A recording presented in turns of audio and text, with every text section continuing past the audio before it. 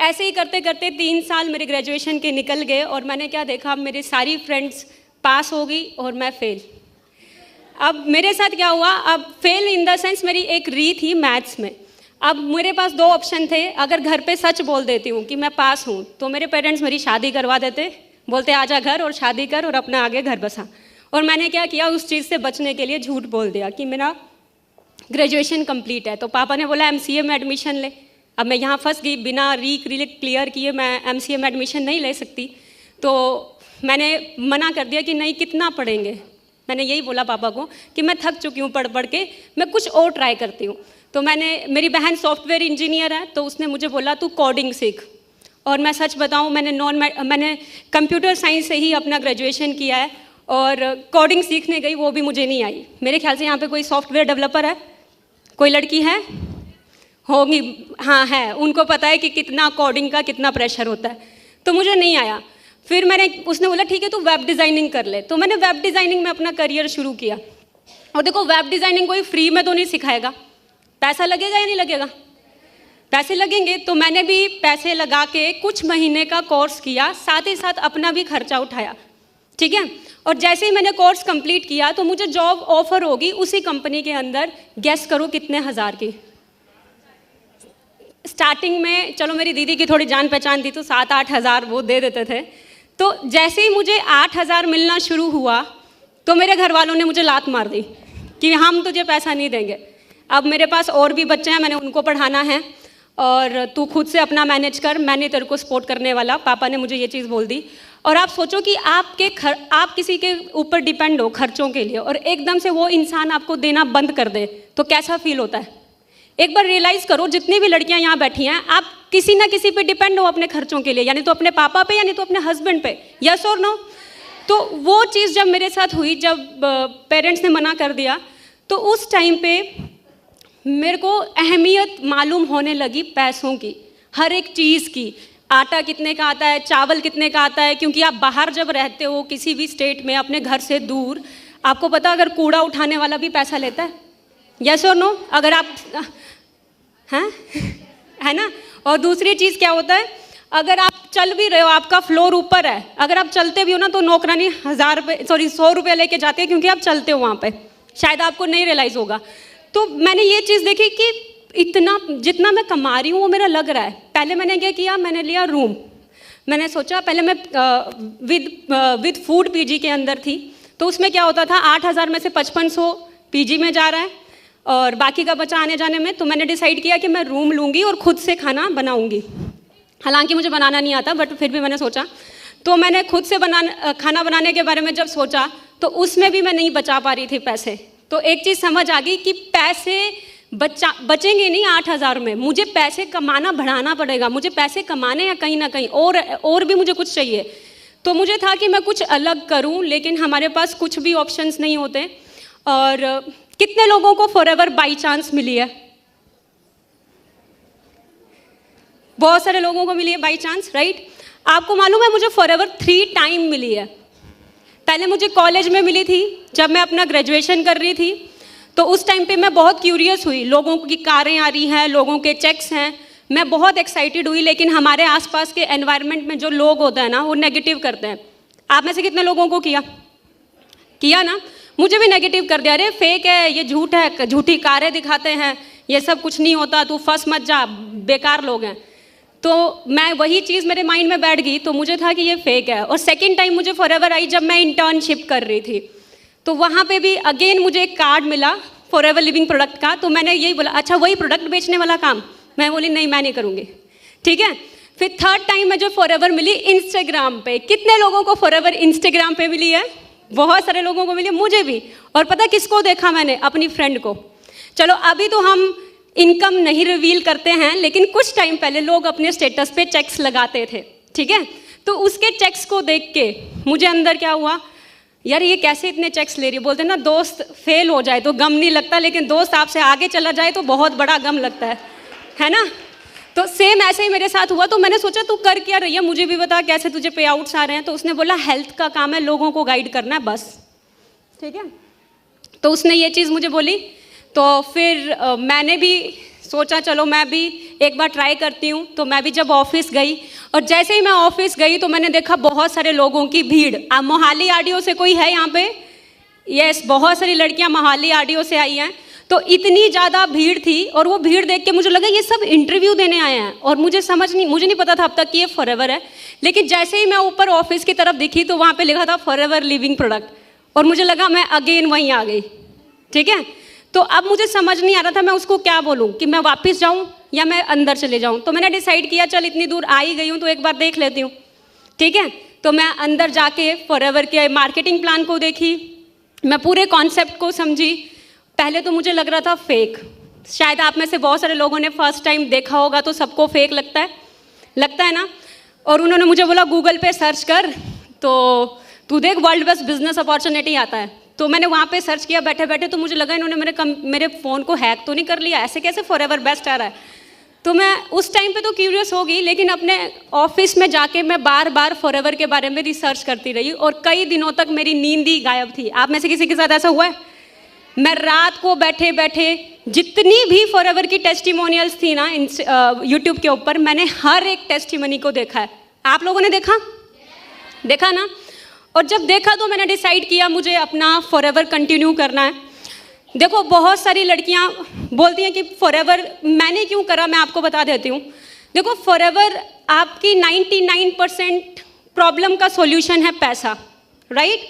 आपके घरों में छोटी मोटी लड़ाइयाँ होती हैं पैसों की वजह से, आप अपने बच्चों की ख्वाहिशें नहीं पूरे कर पा रहे हो, पैसे नहीं है इसलिए, राइट? तो आप समझो कि फॉरएवर आपको मौका दे रही है पैसा कमाने का, और ऐसा मौका जितनी आप मेहनत करोगे उतना आप कमाओगे। आप अपना चेक खुद यहाँ पे डिसाइड करते हो।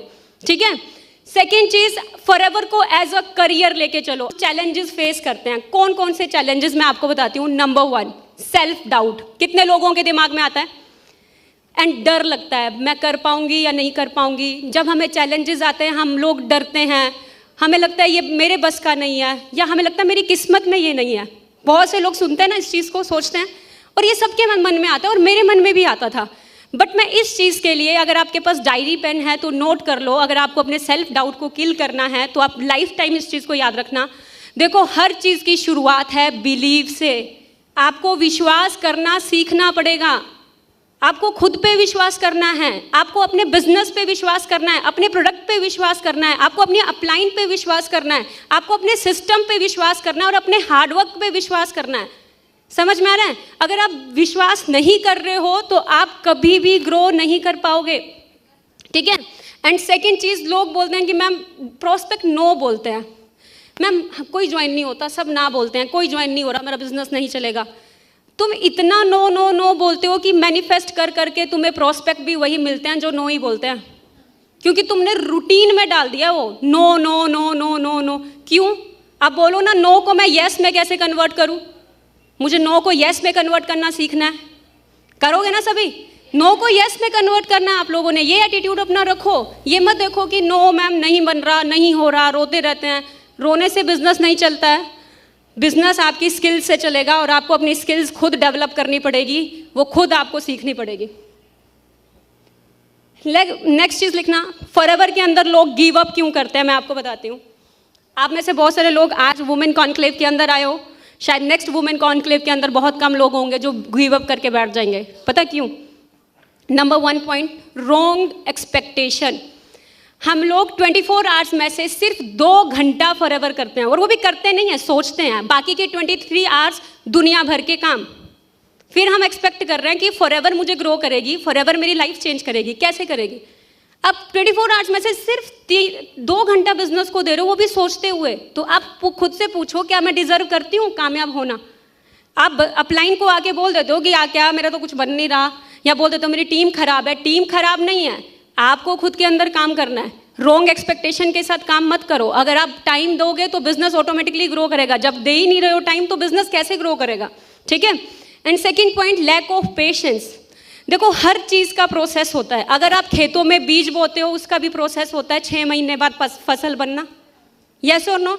हर चीज़ की प्रोसेस है। तो सक्सेस का भी एक प्रोसेस है। आज आपने शुरू किया, कल आप बन गए, ये नहीं हो सकता। ये कैसे होगा आप बताओ? हो सकता है क्या? बच्चा भी 9 महीने पेट में रहने के बाद एक पूरी प्रोसेस से होके ही बाहर आता है। फिर वो दुनिया देखता है। तो सेम सक्सेस का भी प्रोसेस है, आपको पेशेंस डेवलप करके बिजनेस करना पड़ेगा। करोगे ना सभी? ठीक है, अगला पॉइंट लिख लो, इनकंसिस्टेंट एफर्ट्स। आप काम शुरू करते हो, 2 दिन काम करते हो, 10 दिन गायब रहते हो, फिर सोचते हो मेरा बिजनेस बढ़ेगा। आपको कंसिस्टेंसी मेंटेन करनी पड़ेगी, और यही दुनिया की सबसे एक्सपेंसिव चीज़ है, सबसे कीमती चीज़ कंसिस्टेंसी है। विराट कोहली, अगर विराट कोहली है तो उसके कंसिस्टेंट एफर्ट्स की वजह से। रोनाल्डो, अगर आज रोनाल्डो है तो उसके कंसिस्टेंट एफर्ट्स की वजह से। अगर आप फॉरएवर के अंदर मुझे बोलते हो कि अंजना मैम आप कैसे सीसी कर रहे हो, भाई कंसिस्टेंट हूँ मैं, जो मैं कर रही हूँ उस चीज़ के लिए मैं कंसिस्टेंट हूँ। तो आपको भी कंसिस्टेंट बनना पड़ेगा, ठीक है। और चैलेंजेस फॉर हाउसवाइफ, मेरे पास बहुत सारी हाउसवाइफ आती हैं जो बोलती हैं कि मैम मेरे को घर भी मैनेज करना है और काम भी मैनेज करना है, मेरे लिए बहुत मुश्किल हो जाता है। कितनी हाउसवाइफ के साथ ये चीज़ होती है? बहुत सारी हाउसवाइफ के साथ होती है ना, मैम घर भी है, फैमिली को भी मैनेज करना है। देखो एक बात बताती हूँ, इन्हीं 24 आवर्स के अंदर कोई अंबानी है, टाटा है, बिरला है, और इन्हीं 24 आवर्स में कोई आप देखोगे बाहर भिखारी भी है। आपको अपने 24 आवर्स खुद मैनेज करने हैं। आपने डिसाइड करना है मैं 2 घंटे में खाना बनाऊंगी, ब्रेकफास्ट हो जाएगा, बच्चों को इस टाइम पे भेजूंगी, इस टाइम पे ट्रेनिंग अटेंड करना है, ये टाइम मेरा बिजनेस के लिए, ये टाइम मेरा लर्निंग के लिए। आपको खुद मैनेज करना पड़ेगा अपना टाइम, कोई मैनेज करके नहीं देगा, ठीक है। और इन 24 आवर्स को अगर आप मैनेज करोगे तो आप इस बिजनेस को ईजिली कर लोगे, बहुत ईजिली कर लोगे। बस आपको कुछ टाइम लगेगा स्किल सीखने में, स्टार्टिंग में जोर लगेगा, लेकिन जब आप स्किल सीख जाओगे ना, आपके लिए बिजनेस बहुत ईजी है, ठीक है। एंड दूसरा point, lack of support from the family. बहुत सी हाउसवाइफ बोलती है मैम घर वाले बार बार बोलते हैं 2cc करते, तेरा हुआ कुछ, कोई जुड़ा या नहीं जुड़ा? बोलते हैं, किस किस को बोलते हैं, कितना का चेक आया? मैंने बोला था ना काम गंदा है, मैंने तेरे को बताया था, तू फंस गई है, ये फेक है, ऐसा कुछ नहीं होता। मैं आपको एक चीज़ बताऊंगी, आपको क्या लग रहा है फैमिली आपको कहाँ सपोर्ट करेगी? अगर आप आज बोलोगे यहाँ पे इतनी सारी लड़कियाँ हैं, जब ये डांस कर रही थी यहाँ पे तो मेरे मन में आया एक ख्याल कि मुझे ना एक क्लब खोल देना चाहिए लड़कियों के लिए, जहाँ पे सिर्फ लड़कियाँ डांस करें, लड़के ना हो। सच में मेरे दिमाग में ये चीज़ आई और मैं सोचती हूँ मैं ये चीज़ करना चाहती हूँ। और पता क्यों आया? क्योंकि तुम लोगों के अंदर ना भी नया हाउसवाइफ भी फुल डांस कर रही है, लेकिन शायद अगर कहीं बाहर होती तो नहीं कर पाती। सही कह रही हूँ ना, बाहर होती तो नहीं कर पाती। देखो अगर आप घर पे बोलोगे मुझे मॉडल बनना है, क्या पेरेंट्स सपोर्ट करेंगे या हस्बैंड सपोर्ट करेंगे? अगर आप घर पे बोलोगे कि मुझे पार्लर खोलना है, क्या सपोर्ट मिलेगा? नहीं मिलेगा। आप कुछ भी बोलोगे मुझे एक्ट्रेस बनना है, मुझे बिजनेस वूमेन बनना है, कोई सपोर्ट नहीं करने वाला। आपको खुद ही अपने आप को सपोर्ट करना है। आप किसी की उम्मीद क्यों कर रहे हो कि मेरी फैमिली मुझे पुश करेगी? किसी की फैमिली कभी भी नहीं पुश करती है, नहीं सपोर्ट करती है। हम अपनी हेल्प खुद ही करते हैं और आपकी हेल्प करने के लिए ऊपर वाला है, और आप ऊपर वाले पे विश्वास रखो और खुद पे विश्वास रखो, ठीक है। एंड लैक ऑफ कॉन्फिडेंस, हमारे अंदर कॉन्फिडेंस ही नहीं होता। कितने लोग ऐसे हैं, सच बताना, झूठ नहीं बोलना है, कॉन्फिडेंस किस किस के अंदर नहीं है? नहीं है ना, पता क्यों? Lack of knowledge. अगर आपके अंदर नॉलेज है तो आपको कॉन्फिडेंस की कमी आएगी ही नहीं, ठीक है। तो आपको नॉलेज किस चीज़ के लिए नहीं है? अपनी कंपनी के बारे में नॉलेज लो, अपने प्रोडक्ट्स के बारे में नॉलेज लो, अपने मार्केटिंग प्लान के बारे में नॉलेज लो। दुनिया का बेस्ट मार्केटिंग प्लान है, दुनिया के बेस्ट प्रोडक्ट्स आपके घर आए हैं, आप उनको यूज़ करो, आपका कॉन्फिडेंस अपने आप बढ़ जाएगा। आप में से बहुत सारे लोग हैं जो एक बार 2cc किए, दोबारा फॉरएवर के प्रोडक्ट ही नहीं यूज़ किए। कहाँ से आपका बिजनेस चलेगा? आप अपने रोजमर्रा की लाइफ में फॉरएवर के प्रोडक्ट यूज़ करो। आपकी फैमिली में कोई आ रहा है तो आप उसको ड्रिंक ऑफर करो, नेक्टर ऑफर करो। आपके वॉशरूम में कोई जाए तो दिखे टूथ जेल है, आपके वॉशरूम में जाए तो दिखे साबुन किस चीज़ का है? फॉरएवर का है। तभी मैं मानूंगी आप फॉरएवर कर रहे हो। समझ में आ रहा है? तभी आपका कॉन्फिडेंस आएगा जब आप खुद यूजर बनोगे। जबकि यूजर नहीं बनोगे तो कॉन्फिडेंस नहीं आने वाला। And challenges for women, family pressure over career, right. मेरे ख्याल से सभी लड़कियों को यही चैलेंज आता है कि फैमिली वाले क्या बोलते हैं, तेरे लाखों रुपए मैंने लगाए एजुकेशन के ऊपर और तू क्या प्रोडक्ट बेचने में लग गई है, तू बंदे जोड़ने में लग गई है। किस किस लड़की के साथ ऐसा हुआ जो सिंगल लड़कियां हैं? हमें प्रेशर आ जाता है ना कि मैं क्या करूं, अपनी स्टडीज़, अपना करियर देखूं, क्या करूं। देखो मैं अपना एग्जाम्पल देती हूँ। उस टाइम पे मैंने अपने पेरेंट्स से फाइट करके फॉरएवर शुरू की, और कुछ मैंने अपनी फ्रेंड्स को भी बताया तो उन्होंने मुझे क्या बहाना दिया, मेरे पापा नहीं मान रहे, ठीक है।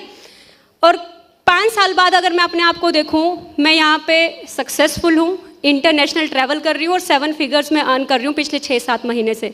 अगर दोबारा उनके पास जाऊँ ना मैं, तो वो आज भी स्ट्रगल कर रहे हैं 10-15 हज़ार की जॉब के लिए, आज भी अनएम्प्लॉयड हैं। तो आप प्रैक्टिकल होके देखें कि आपके करियर के लिए क्या बेस्ट है।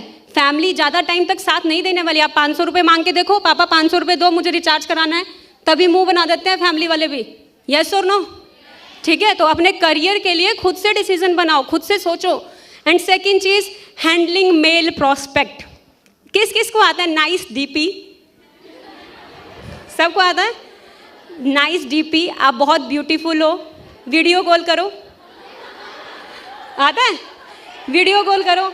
आता है ना लड़कियों को? मुझे वीडियो कॉल कर, अच्छा मैं आपको आप मुझे मिल लो, मैं 2cc करूँगा। और कुछ लड़कियां उम्मीद तो नहीं करती कि मेरे साथ 2cc करेगा, हैं? हाँ, प्रोडक्ट आपके हाथ से लूँगा जब आप आओगे। और कौन लड़कियां ये उम्मीद करती है कि इस तरह के मेंटालिटी वाले जो मेल प्रोस्पेक्ट हैं वो आपके साथ बिजनेस करेंगे? नहीं करेंगे ना। आपको ये चीज़ समझनी है, आप लोग डिसीजन मेकर हो, आपने डिसाइड करना है। बहुत लड़कियां यहाँ पे वियर्ड फील करती हैं, अरे कैसे कैसे मेल आ रहे हैं, कैसे कैसे लोग आ रहे हैं, मैं तो नहीं कर पाऊंगी। बजाय इसके आप डिसीजन मेकर हो, आपने डिसाइड करना है मैंने इसके साथ काम करना है नहीं करना है, उसको साइड करो। मैं सीधा लोग बोलते हैं मैम क्या करूँ? क्या करोगे आप? बात करोगे क्या? नहीं ना, तो ऑप्शन क्या है? ब्लॉक करो और साइड करो। मैंने यही किया हमेशा से। मैं तो सीधा बोलती थी उसको, तेरी नियत नहीं है 2cc करने की, तू है ही, अपनी पहले शक्ल देख ले क्या कर रहा है तू। ब्लॉक करके साइड कर लेती थी। तो ऐसे प्रोस्पेक्ट्स आपको मिलेंगे, तो उन प्रोस्पेक्ट्स के आने पे आप अपने सपने क्यों दबा देते हो, क्यों छोड़ देते हो? आपको फेस करना सीखना पड़ेगा। 150 करोड़ की आबादी है, हर तरह की ऑडियंस है, हर तरह के लोग आपके पास आएंगे मार्केट में, आपको हर एक के साथ डील करना आना चाहिए, ठीक है? And balancing study and work. लड़कियां बोलती हैं कि मैम मेरी स्टडीज़ भी हैं और मेरा काम कैसे मैनेज करूं, एग्ज़ाम का प्रेशर आ जाता है। देखो मेरे ख्याल से अगर एक क्लास में 100 बच्चे हैं ना, तो 100 में से 2 बच्चे ऐसे होते हैं जो मंथ की स्टार्टिंग में ही पढ़ना स्टार्ट कर देते हैं। बाकी के 98% स्टूडेंट्स, लड़के लड़कियां, मंथ एग्ज़ाम आने के 2 या 3 महीने पहले बुक्स खोलते हैं। यस और नो? है ना? और कुछ मेरी तरह भी होंगे जो चिट्स बनाते हैं। है कोई? सच बता दो। ए देखो सच बोल रहा है, ऑनेस्ट है, बिजनेस ऑनेस्टी मांगता है। और मैं सीरियसली बताऊं, मैं खुद ऐसे करके भी पास हुई हूँ कई बार, ठीक है? तो ये आपको मैनेज करना है। स्टडीज़ हम लोग खुद मैनेज करते हैं, ठीक है? और देखो ये सारे चैलेंजेस आप जो फेस कर रहे हो ना, मैंने भी ये सारे चैलेंजेस फेस किए, हर एक चीज़ मैंने फेस किया। और ये चैलेंजेस फेस करने के बाद मैंने क्या अचीव किया?